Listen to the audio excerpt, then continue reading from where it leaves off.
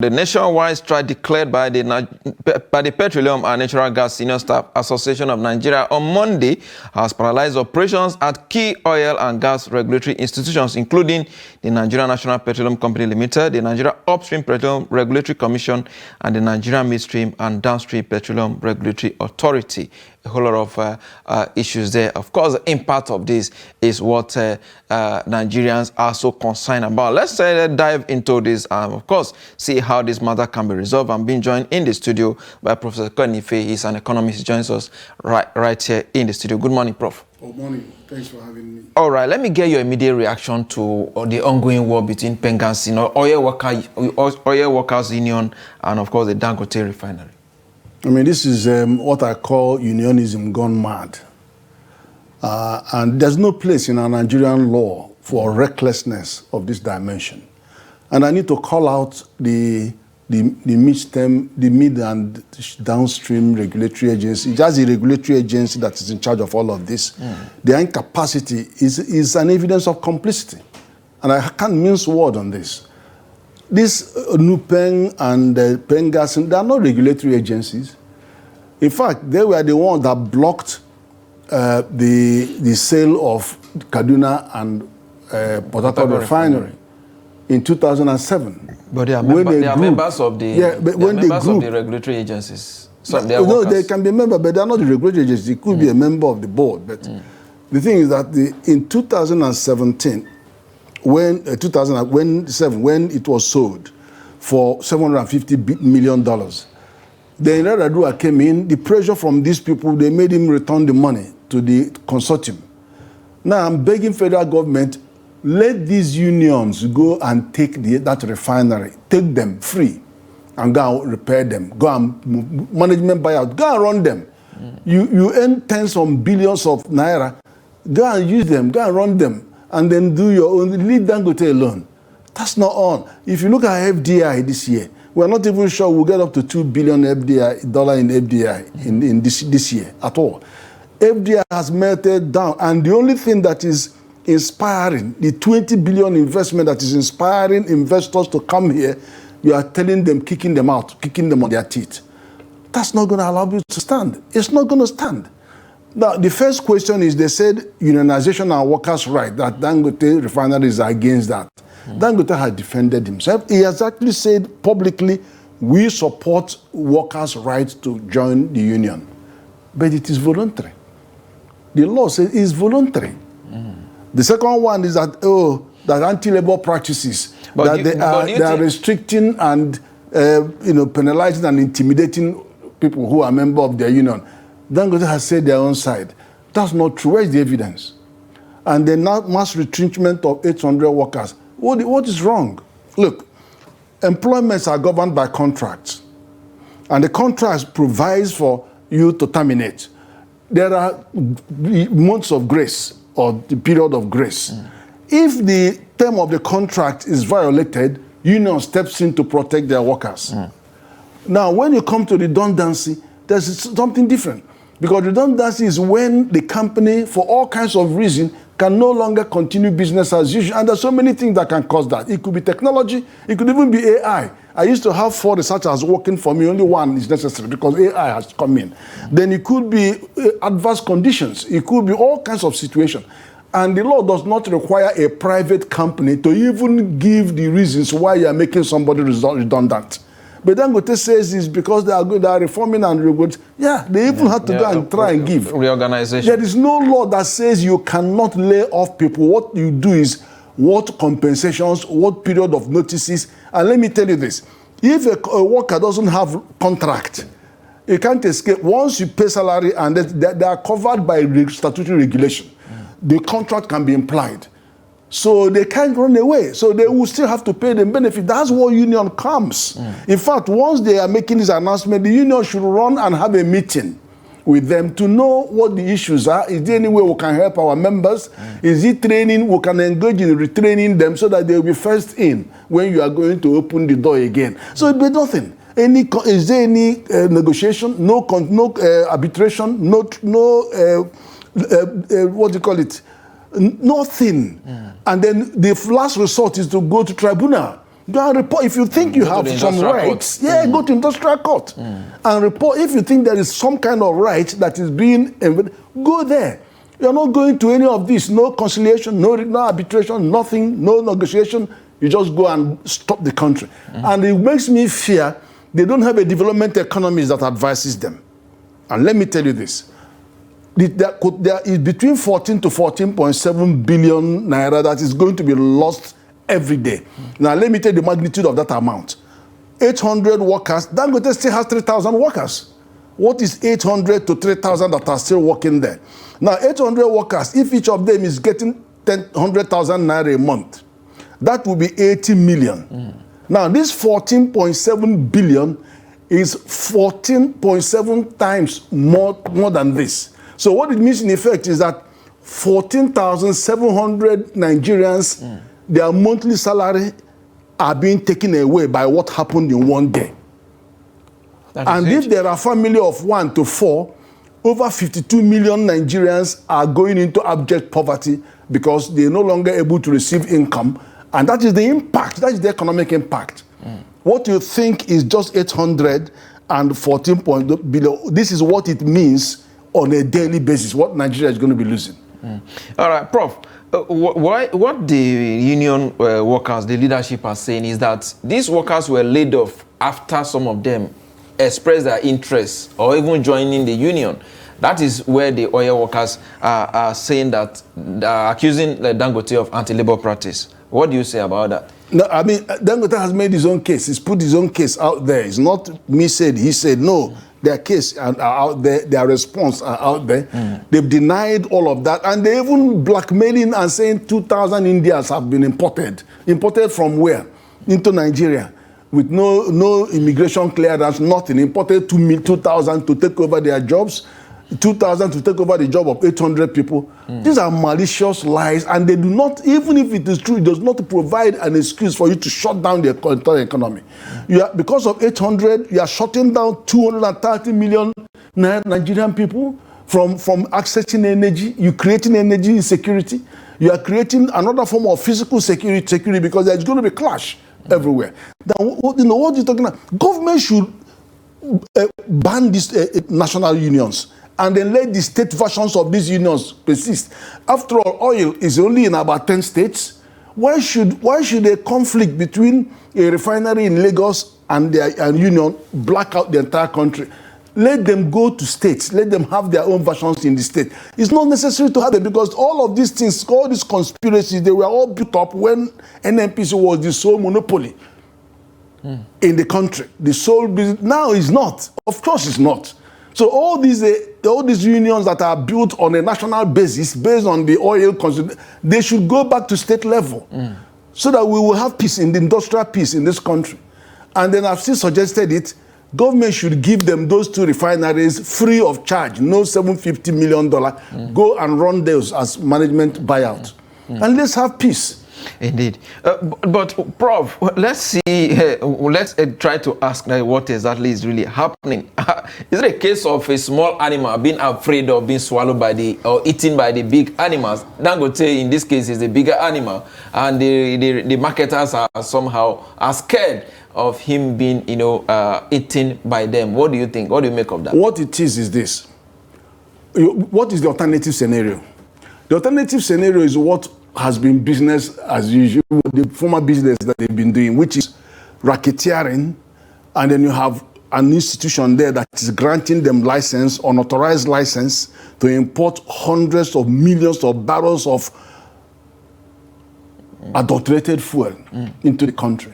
And then you have jobs that, you have no checks on those value, on those quality, because the PIA says you have to bring the stakeholders and they have a test. No, neither NNPC nor NNPD has a certified lab. So we are carrying them into the country, and then the evidence is there that this the sulfur content far exceeds our 50 ppm, parts per million limits. Then you have density issue, you have ethanol, higher ethanol level. all kinds of issues that you have. The test you provide for power point, a flash point, density and flow, nothing. Sulfur content, octane number, they are not doing any of those because they haven't got a laboratory. But Dangote has a laboratory that meets international standard.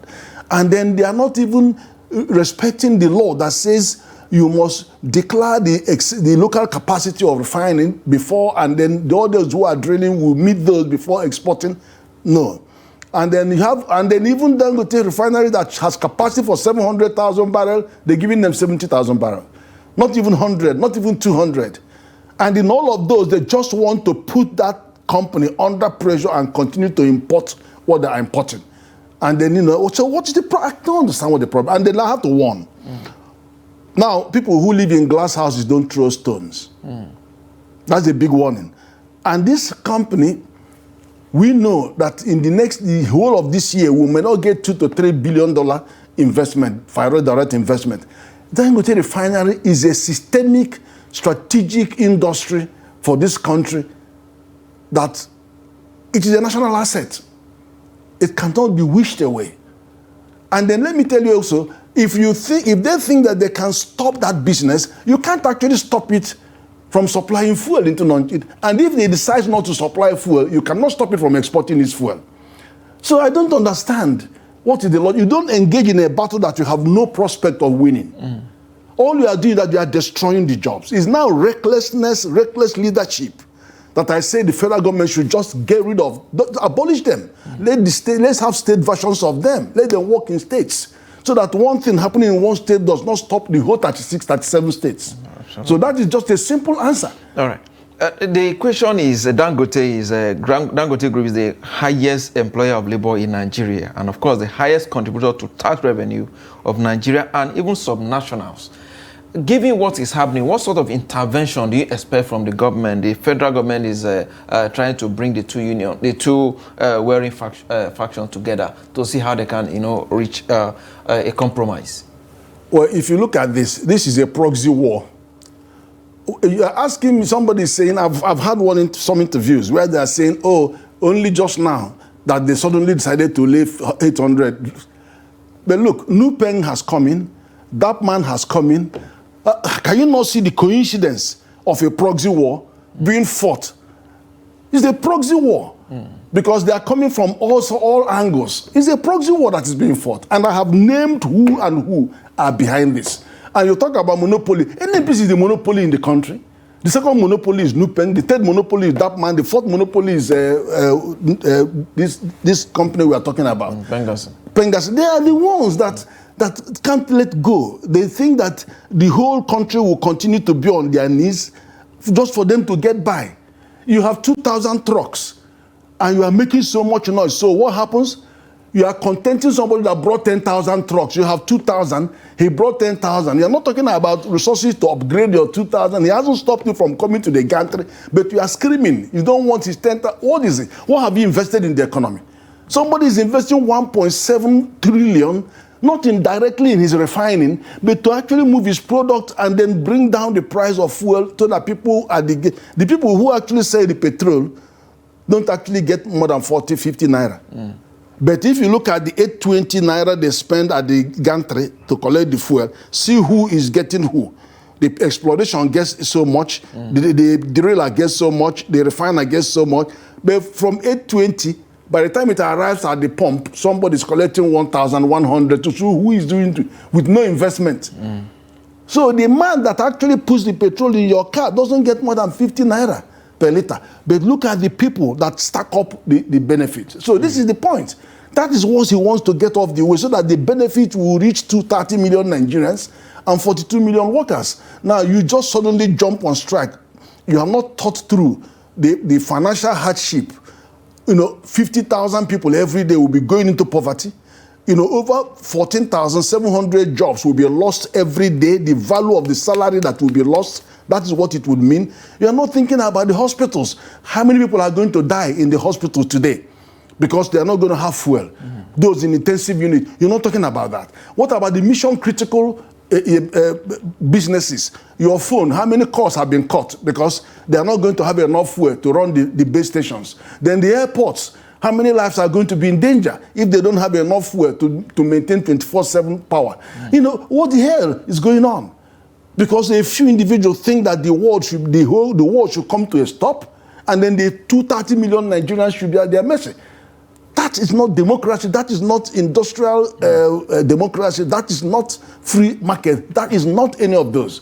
It is just gangsters that are taking over the country. Indeed, and it's worrisome. Let's look at it. The Pengassan also have a case in this regard, because they have been saying that the Dangote is probably trying to monopolize the market. We talk about him bringing in 10,000 trucks into the market as against the 2,000 naira owned by the other marketers. Don't you think by the time he releases 10,000 trucks on the field, who he has promised to deliver PMS free of charge to petrol stations all across the country, this may effectively put some of them out of business, and of course they are actually fighting for their lives. That's a fallacy. It is a fallacy because your 2,000 trucks, nobody has stopped you from using them to go to the gantry to get fuel. I haven't seen where Dangote says, I don't want to see any of those in my gantry. Number two, if Dangote takes fuel to your depots or to your, nobody says your 2,000 trucks cannot do last mile deliveries. Nobody says that you should, the companies, there are 42 million companies that are your customers. And then nobody says you should not supply to any of them from any of your depot or any of the place. Nobody says you shouldn't do that. Overseas, people stay on their station. In your farm, in your road construction, we bring fuel to them with trucks. They don't carry jerry can in motorcycle to go look for fuel. In rural villages, petrol stations have been shut down because they can't get. Now somebody invests 1.7 trillion to deliver this thing to you so that you can now do last mile delivery or whatever, and then you don't want to hear. And then you don't want to upgrade those trucks so that at least Nigeria gets the benefit of CNG-driven trucks. You know, you don't even want to go and ask Dangote, can we manage 1,000 of these your trucks in this zone as a pilot, and show him that you can make more money for him, that he can save half of his cost? Do you think the 1.7 trillion that he's going to make profit in those is just a cost to the company? But you can go in your program here. I told it to one of the people that came here. I said, go and put a proposal. Because in the company, they want the bottom line is what they are concerned about. If you can do this, because 720 billion was what he was going to spend to buy, and then 1 trillion was the cost of running those. Tell him that you can do it for 500 and then save him money. Now, Prof, what about those who are saying that Dangote is trying to come into the downstream through the back door? Although Dangote himself has actually defended that if he had wanted to play in the downstream, he would have bought over some of the filling stations that were sold out some years ago. What can you say to that? There is no law that stops him from operating in the downstream. NNPC is operating in upstream, midstream, and downstream. And it is foul. They should get out of downstream because they have no fuel. They are not producing any fuel in the midstream to give to the downstream. So what are they doing there? Give these things to those people who are making trouble. Give them all those NNPC. Secondly, what are you doing with the refineries that are producing naphtha, not producing jet? You are sitting there, give it to them, let them manage it. Management by give it to them. What are you doing? Focus on upstream in terms of capacity, and do gas, do all this floating LNG. They have more work to do. They're just causing distortion, and then you have NDPRA that is even the worst offender. It doesn't want to establish the correct consumption of fuel in the country. Fuel PMS we know is under 40 million per litre a day, and they are quoting 70, 80 with no evidence. When we stopped the transfer, when we blocked the borders, did you not see 30-40% drop in the price of consumption of fuel? And on all the countries in the coast, up to Senegal, we're all screaming. Their prices doubled. These are people who were getting the fuel through the coast and go through the border, Niger. But those are the people. The evidence was there. But you got a regulator that doesn't want to establish the price of the quantity of fuel being consumed. Dangote has given you the opportunity. Tell him to put satellite tracker on that truck so that he can geofence and then make sure if that truck goes to border, alarm will come. Work with him, for goodness sake. You have not built a laboratory, and yet you are doing all you are doing just issuing licenses. and then bringing substandard fuel, and then having all these people go after the neck of an investor. That is all that is going on. So the federal government, the president should just stop this nonsense. Because there's no point, one agreement today, another one will come up, you get another agreement tomorrow. No. Those people at the national level, get rid of them, let the state versions operate. So that these things happen step by step. After all the states are not refining crude. All the states are not producing gas. So why do you have this national thing that is distorting the whole economy? Indeed. Prof, you made a very valid suggestion that if the oil workers union can actually manage the existing refineries owned by the federal government. Bring their own partners if they want partners. The government should even hand it over to them free. Give it to them free, so that we can have peace in this country. Given the conditions of those refineries, even Dangote himself has said that those refineries may never work again. Don't you think the idea is for them to go and build a refinery and, of course, rival the Dangote refinery that we have right now? No, you know, remember 10 billion was spent over the last 10 years, $10 billion. On turnaround maintenance. On turnaround maintenance, that never happened. They are paying salaries for workers that are not doing anything. The last people that produced 1 liter of PMS in NNPC was over 20 years ago, and they've all retired. So what you have there have not actually experienced production of 1 liter of PMS. So you just have, they are paying salaries and paying salaries. Let them go and manage this. Leave it for them, for goodness sake. No, take a penny. Let them go and manage it. And then forget about what Dangote is saying. It's just out of anger. They can do it. Something can happen. They collected $3.5 billion just as Tinubu was coming in by securitizing our fuel, our crude for the next 5 years, that they are going to get the refineries working. They make all the noise. Pengassan was among the first that said, yes, that is working. What is working? We've seen it. Was there anything working? It's only producing naphtha and they shut down. Nothing. For maintenance. If it is working, let them take it. Plus the 3.5 billion spent. Let them take it. But the government must do something about the NMPDRA. They must do something about it because they're sitting there quietly fomenting trouble. And then you got all these agencies, all of them. You should do it once and for all. Let's call a spade a spade. Dangote says he's a fighter that he has been fighting all his life. So this is another... and see how many boys coming in and they are discouraging him now. Others that want to invest. Nobody would want to invest when they are seeing this level of industrial unrest. This is more like a frustration for foreign investors who want to come in as well. It's scary for them. Absolutely scary. And they're taking the whole 230 million Nigerians for granted. It's unbelievable.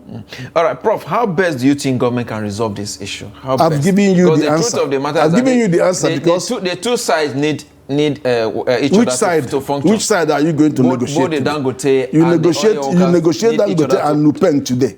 Where tomorrow you negotiate Dangote and Dapman, and then Dangote and what's the other one called? Pengassan. Who are you negotiating? More will come in. You've seen them. This is an organized chaos.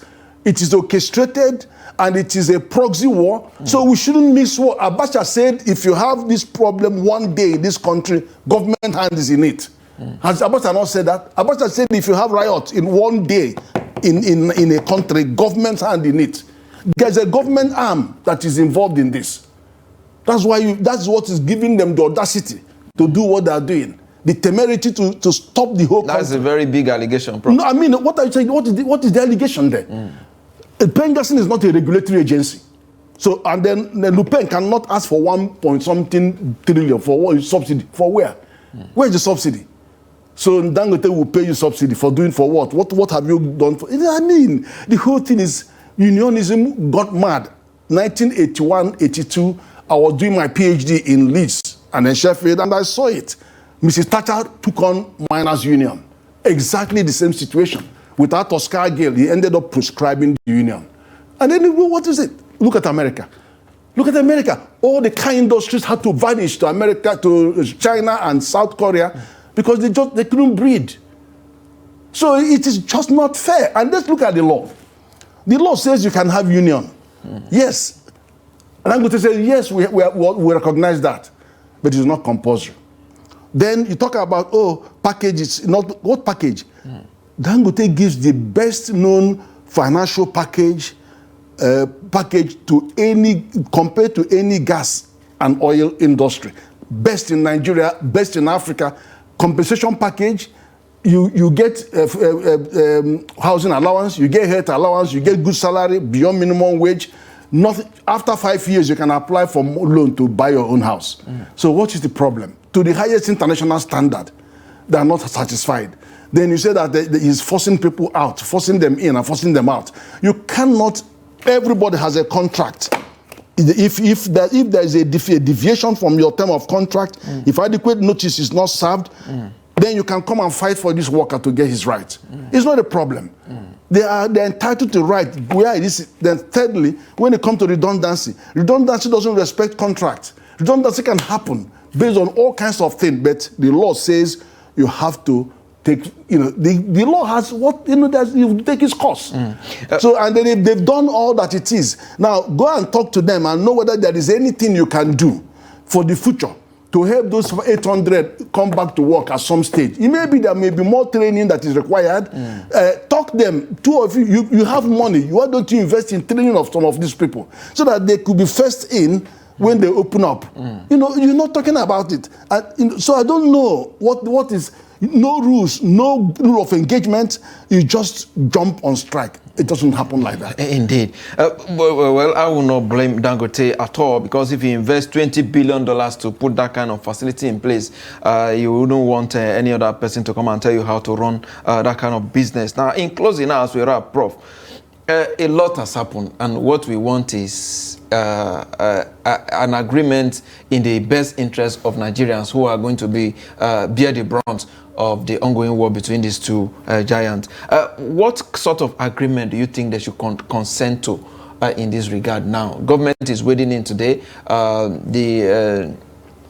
The oil workers have, in a way, ignore the plea from the government and even the National Assembly, and of course they're proceeding on their own strike now. What sort of resolution should we expect? I mean, a holistic resolution now that will involve all the critical stakeholders. First, you cannot have a strike, and then you put gun on your head, and you're telling him to talk. There's nothing to talk about if you don't call off the strike. That's number one. Number two, you cannot have ultimatum. You cannot determine for an employer, private sector, who to employ, who to hire, who to fire. I mean, you don't. Talk about what are the entitlements of these people that they must be met within 7 days. All the entitlements will be paid. Then look into the future. Come and negotiate. What you're going to negotiate is about the future of the workers. How they are going. You sit down to talk about what can be done. Not to, you don't give ultimatum. Go and employ yourself. I'm saying go and be your own employer. Go and run refinery. Put your own money there. Government is not going to take money from you. Go and show us that you can run one refinery. And not to come and tell somebody how to spend his $220 billion. I mean, it's not hard of. Absolutely. Prof, my final question is out of what we're doing, more like a digression now. Nigeria will be first, will be 65 on 2 days from now, talking about October 1. What would you say is your view on Nigerian economy from 1960 to date in terms of progression? Well, we have had our difficult moments, and the future still looks extremely bright for the country. We have seen transformations of all dimensions. We've seen, you look at them policy by policy, we've seen what this new administration means to the trajectory that we have come through. We've seen how monetary policy has been arrested, and then you now have some kind of stability, and you have clear management of resources. Now you have all the good omens are working because production volume is going up and then price is stabilizing. But they come to fiscal policy. We've gained a lot of grounds on fiscal policy. There is now a better coordination between fiscal and monetary policy. But we still have a big trouble in borrowing. And it's simply because we still haven't played to the fiscal rule on borrowing. There's nothing wrong about borrowing. America is the richest in the country. They are owing the highest over here. So they're owing about 34 trillion. And world trade is $33 trillion. So that's not but the fact is that what are you borrowing for? and what's the capacity of your borrowing to repay the money, and where is evidence that you have cost-benefit analysis. That's where the weaknesses are in that particular borrowing scheme. We are showing good progress on revenue generation because we are moving from 10%, 7% to revenue to GDP. Now it's gone over 10% and it's going up. Hopefully it will come to about 15% before 2050, which is good news. All right. So there are, on balance, all right, a lot of things are straightening out, but there is hope. You can actually see hope in the end of the light. Indeed, that is the key word there. There is hope. Professor Ken Ife, economist, I must thank you for your time on Business Daily. Thank you. I appreciate your contributions. Thank you very much. All right. With that is a wrap on the show today. We'll be back again here tomorrow. I am Yusuf Akogun.